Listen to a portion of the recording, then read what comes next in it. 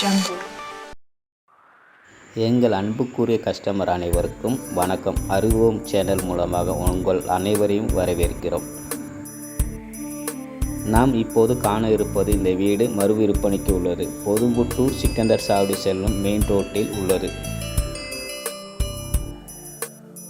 கிழக்கு பார்த்த காட்டமைப்பில் உள்ளது. 35க்கு 40 சைஸில் இடத்தின் அளவு உள்ளது.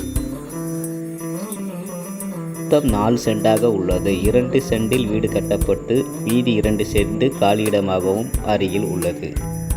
அருகில் உள்ள இடமும் விற்பனைக்கு உள்ளது.